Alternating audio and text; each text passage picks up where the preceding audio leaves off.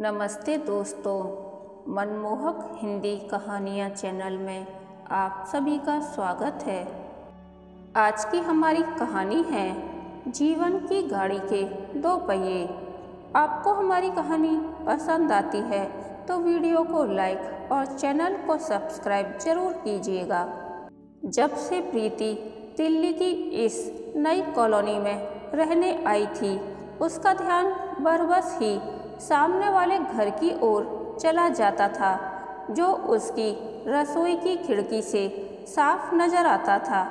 एक अजीब सा आकर्षण था इस घर में। चहल पहल के साथ साथ वीरानगी और मुस्कुराहट के साथ साथ उदासी का एहसास भी होता था। उसे देखकर एक 30-35 वर्ष का पुरुष अक्सर अंदर बाहर आता जाता नजर आता था। कभी कभी एक बुजुर्ग दंपत्ति भी दिखाई देते थे और एक 5-6 वर्ष का बालक भी। उस घर में प्रीति की उत्सुकता तब और भी बढ़ गई जब उसने एक दिन वहां एक युवती को भी देखा। उसे देखकर उसे ऐसा लगा कि वह यदा कदा ही बाहर निकलती है। उसका सुंदर मासूम चेहरा और गर्मी के मौसम में भी सिर पर स्कार्फ उसकी जिज्ञासा को और बढ़ा गया। जब प्रीति की उत्सुकता हद से ज़्यादा बढ़ गई तो एक दिन उसने अपने दूध वाले से पूछ ही लिया, भैया तुम सामने वाले घर में भी दूध देते हो ना? बताओ कौन कौन है उस घर में? यह सुनते ही दूध वाले की आंखों में आंसू और आवाज में करुणा भर गई। भर्राए स्वर में बोला, दीदी मैं 20 सालों से इस घर में दूध दे रहा हूँ, पर ऐसा कभी नहीं देखा। यह साल तो जैसे इन पर कयामत बनकर ही टूट पड़ा है। कभी दुश्मन के साथ भी ऐसा अन्याय न हो। और वह फिर फूट फूट कर रोने लगा। भैया अपने आप को संभालो। अब प्रीति को पड़ोसियों से ज़्यादा अपने दूध वाले की चिंता होने लगी थी, पर मन अभी भी यह जानने के लिए उत्सुक था कि आखिर क्या हुआ है उस घर में। शायद दूध वाला भी अपने मन का बोझ हल्का करने के लिए बेचैन था। अतः कहने लगा, क्या बताऊं दीदी, छोटी सी गुड़िया थी रिया बेबी। जब मैंने इस घर में दूध देना शुरू किया था, देखते ही देखते वह सयानी हो गई और उसके लिए लड़के की तलाश शुरू हो गई। रिया बेबी ऐसी थी कि सबको देखते ही पसंद आ जाए, पर वर भी उसके जोड़ का होना चाहिए था ना। एक दिन नवीन बाबू उनके घर आए। उन्होंने रिया के माता पिता से कहा कि शायद रिया ने अभी आपको बताया नहीं है, मैं और रिया एक दूसरे को चाहते हैं और अब विवाह करना चाहते हैं। और फिर अपना पूरा परिचय दिया। नवीन बाबू इंजीनियर थे। वह माँ बाप की इकलौती औलाद। रिया के माता पिता को एक नज़र में ही भा गए। फिर उन्होंने पूछा कि क्या तुम्हारे माता पिता को यह रिश्ता मंजूर है? यह सुनकर नवीन बाबू कुछ उदास हो गए। फिर बोले कि मेरे माता पिता अब इस दुनिया में नहीं हैं। 2 वर्ष पूर्व एक कार एक्सीडेंट में उनकी मौत हो गई थी। यह सुनकर रिया के माता पिता बोले कि हमें यह रिश्ता मंजूर है, पर इस शर्त पर कि विवाह उपरांत भी तुम रिया को लेकर यहाँ आते जाते रहोगे। रिया हमारी इकलौती संतान है। तुम्हारे यहाँ आने जाने से हमें अकेलापन महसूस नहीं होगा और हमारे जीवन में बेटे की कमी भी पूरी हो जाएगी। नवीन बाबू राजी हो गए। फिर क्या था, धूमधाम से दोनों का विवाह हो गया और फिर साल भर में गोद भी भर गई। यह सब तो अच्छा ही है, इसमें रोने की क्या बात है? प्रीति ने कहा। दूध वाले ने फिर कहना शुरू किया। एक दिन जब मैं दूध देने गया तो घर में रिया बिटिया, नवीन बाबू और देव यानी रिया बिटिया का बेटा भी था। जब मैंने कहा कि बिटिया कैसी हो, बहुत दिनों बाद दिखाई दी, मेरी तो आंखें ही तरस जाती हैं तुम्हें देखने के लिए। पर मैं बड़ा हैरान हुआ कि जो रिया बिटिया मुझे काका काका कहते नहीं थकती थी, वह मेरी बात सुनकर मुंह फेर कर अंदर चली गई। मैंने सोचा बेटियां ससुराल जाकर पराई हो जाती हैं और कभी कभी उनके तेवर भी बदल जाते हैं। अब वह कहाँ एक दूध वाले से बात करेगी। और फिर मैं वहाँ से चला आया, पर अगले ही दिन मुझे मालूम पड़ा कि मुझसे न मिलने की वजह कुछ और ही थी। रिया बिटिया नहीं चाहती थी कि सदा उसका खिलखिलाता चेहरा देखने वाला काका उसका उदास व मायूस चेहरा देखे। दरअसल रिया बिटिया इस बार वहाँ मिलने नहीं बल्कि अपना इलाज करवाने आई थी। कुछ दिन पहले ही पता चला था कि उसे तीसरी और अंतिम स्टेज का ब्लड कैंसर है। इसलिए डॉक्टर ने जल्दी से जल्दी दिल्ली ले जाने को कहा था। यहाँ इस बीमारी का इलाज नहीं था।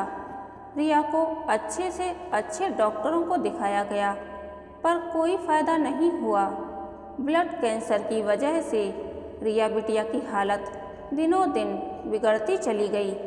बार बार कीमोथेरेपी करवाने से उसके लंबे काले रेशमी बाल भी उड़ गए। इसी वजह से वह हर वक्त स्कार्फ बांधे रखती।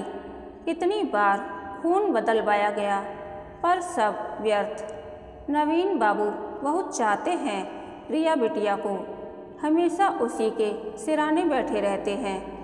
तन मन धन सब कुछ वार दिया नवीन बाबू ने रिया बिटिया के लिए। शाम को जब विवेक ऑफिस से आए तो प्रीति ने उन्हें सारी बात बताई। इस दुखद कहानी में एक सुखद बात यह है कि नवीन बाबू बहुत अच्छे पति हैं। ऐसी हालत में रिया की पूरी सेवा कर रहे हैं। शायद इसीलिए विवाह संस्कार जैसी परंपराओं का इतना महत्व दिया जाता है। और यह आधुनिक पीढ़ी है कि विवाह करना ही नहीं चाहती। लिव इन रिलेशनशिप की नई विचारधारा ने विवाह जैसे पवित्र बंधन की धज्जियां उड़ा दी हैं। फिर मैं भी किन बातों में उलझ गई। विवेक को भूख लगी होगी, वे थके हारे ऑफिस से आए हैं, उनकी देखभाल करना मेरा भी तो कर्तव्य है। यह सोचकर प्रीति रसोई की ओर चल दी। रसोई से फिर सामने वाला मकान नजर आया। आज वहाँ काफ़ी हलचल थी। लगता था घर की हर चीज़ अपनी जगह से मिलना चाहती है। घर में कई लोग इधर उधर चक्कर लगा रहे थे। बाहर एम्बुलेंस खड़ी थी। प्रीति सहम गई कि कहीं रिया को कुछ। प्रीति का शक ठीक था। उस दिन रिया की तबीयत अचानक खराब हो गई और उसे अस्पताल में भर्ती करना पड़ा। हालांकि उनसे अधिक परिचय नहीं था, फिर भी प्रीति और विवेक अगले दिन उससे मिलने अस्पताल गए। वहाँ नवीन की हालत ठीक उस परिंदे जैसी थी जिसे पता था कि उसके पंख अभी कटने वाले ही हैं, क्योंकि डॉक्टरों ने यह घोषित कर दिया था कि रिया अपने जीवन की अंतिम घड़ियां गिन रही है। फिर वही हुआ। अगले दिन रिया इस संसार से विदा हो गई। इस घटना को घटे करीब 2 महीने हो गए थे, पर जब भी उस घर पर नज़र पड़ती, प्रीति की आंखों के आगे रिया का मासूम चेहरा घूम जाता और साथ ही नवीन का बेबस चेहरा। मानव जीवन पर असाध्य रोगों की निर्ममता का जीता जागता उदाहरण और पति फर्ज की साक्षात मूर्ति नवीन। दोपहर के 2 बजे थे। घर का सारा काम निपटा कर मैं लेटने ही जा रही थी कि दरवाज़ा खटखटाने की आवाज़ आई। दरवाजे पर एक महिला थी, शायद सामने वाले घर में आई थी, क्योंकि प्रीति ने इन दिनों कई बार उसे वहाँ देखा था। उसका अनुमान सही था। मैं आपको न्योता देने आई हूँ। कुछ खास है क्या? हाँ, कल शादी है ना, आप ज़रूर आइएगा। इससे पहले कि प्रीति कुछ और पूछती, वह महिला चली गई। शायद वह बहुत जल्दी में थी। वह तो चली गई, पर जाते जाते प्रीति की नींद उड़ा गई। सारी दोपहरी वह यही सोचती रही कि आखिर किसकी शादी हो रही है वहाँ, क्योंकि उसकी नज़र में तो उस घर में अभी कोई शादी लायक नहीं था। शाम को जब विवेक आए तो उनके घर में पैर रखते ही प्रीति ने उन्हें यह सूचना दी, जिसने दोपहर से उसके मन में खलबली मचा रखी थी। उसे लगा कि यह समाचार सुनकर विवेक भी हैरान हो जाएंगे, पर ऐसा कुछ नहीं हुआ। वे वैसे ही शांत रहे जैसे पहले थे। बोले, ठीक है, चली जाना, हम पड़ोसी हैं। पर शादी किसकी है? आपको यह जानने की उत्सुकता नहीं है क्या? प्रीति ने तनिक भौहें सिकोड़ कर पूछा, क्योंकि उसे लगा कि विवेक उसकी बातों में रुचि नहीं ले रहे हैं। और किसकी? नवीन की। अब देवकी तो करने से रहे इतनी छोटी उम्र में। नवीन के घर वाले चाहते हैं कि यह शीघ्र ही हो जाए, क्योंकि नवीन को इसी माह विदेश जाना है। दुल्हन रिया की चचेरी बहन है। यह सुनकर प्रीति के पैरों तले की जमीन खिसक गई। जिस नवीन को उसने आदर्श पति का ताज देकर सिर आँखों पर बैठा रखा था, वह अब उससे छिनता नजर आ रहा था। उसने सोचा कि पत्नी को मरे अभी 2 महीने भी नहीं हुए, और दूसरा विवाह तो क्या वह प्यार, सेवा भाव, मायूसी सब दिखावा था? क्या एक स्त्री का पुरुष जीवन में महत्व जितने दिन वह साथ रहे उतना ही है? क्या मरने के बाद उसका कोई वजूद नहीं? मुझे कुछ हो जाए तो क्या विवेक भी ऐसा ही करेंगे? इन विचारों ने प्रीति को अंदर तक हिला दिया और वह सिर पकड़कर सोफे पर बैठ गई। उसे सारा कमरा घूमता नजर आ रहा था। जब विवेक वहां आई तो प्रीति को इस हालत में देखकर घबरा गई और फिर उसका सिर गोद में रखकर बोले, क्या हो गया है तुम्हें? क्या ऊट-पटांग सोच सोचकर अपना दिमाग खराब किए रखती हो? तुम्हें कुछ हो गया तो मेरा क्या होगा?